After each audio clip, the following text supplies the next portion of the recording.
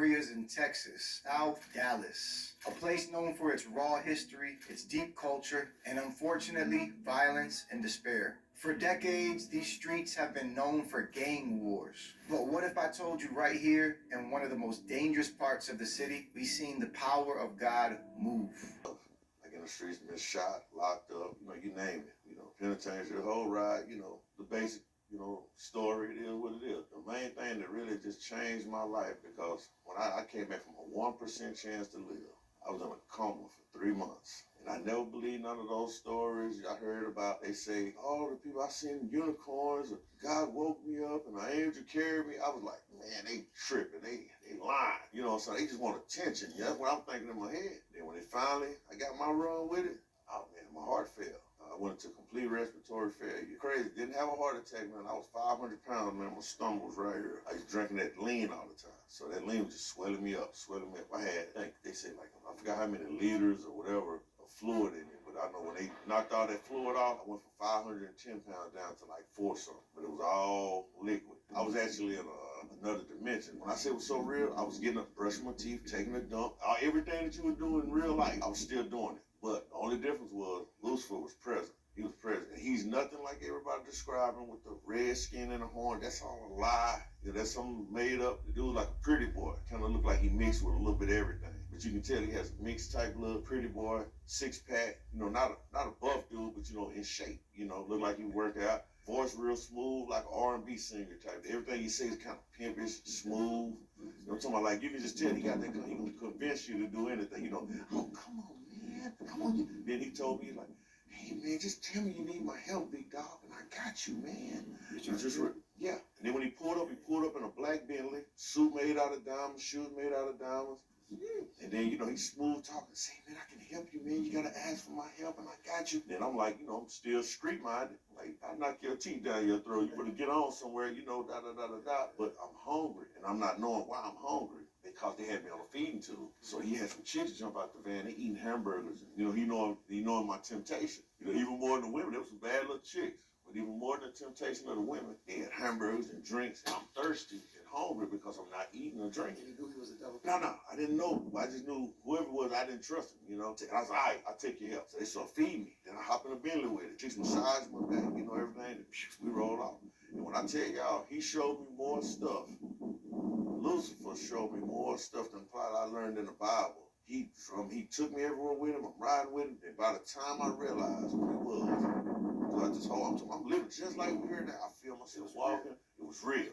I could pinch myself. I could feel everything like in real life. And man, I never forget. When I finally realized, I'm like, whoa, this dude's the devil. But by the time I realized, he was offering me, he had a mansion full of number of women, every kind of woman you could think of, every kind of car, motorcycle, anything you could think of, he had it. But see, that's why I found out too, he's the bearer of the gifts. He's over the gifts. That's why he was able to, he didn't have no real power. He's had power of influence. Like, I even challenged him to a fist fight. He was like, oh no. He said, I don't do that. He said, but I got somebody else who does. And then the big dude come around the corner, like they with it. He got people that they do it, but he's not gonna get his hands dirty. So that's when I realized, like, this dude really doesn't have no real power. All he does, he's gonna get you to do something to him to do something to you, and he get back. He said, oops, okay, I'm gone. Pretty boy. He a pretty boy. He ain't gonna do that. He gonna talk to you. Like, he told me, like, he named off 6 people that he was gonna get because he wanted me to throw a big concert. Because, I do music. He said, I want you to do this concert. It's gonna win him a bunch of souls. By this time I'm ready, this him. Well, I'm assuming this is him. All of a sudden, I said, no, I ain't gonna do it. He gave me the money up front. He said, well, I want my money back. Plus this and this and this and this and that. I shoot him all the money back. I think I was $2,500 short from paying back some millions. Get what he said? Green lighted me. I'm gonna have you kill. He said, wait a minute, no, I'm not gonna have you kill. He said, that's too easy. I'm gonna kill everybody you love. He said, I'm gonna get this person, that person, this person, that person, that person, this person. When I in regular life, every person he named, they gone right now, except for one. And that person, like, they on their way. They living wild, no cap.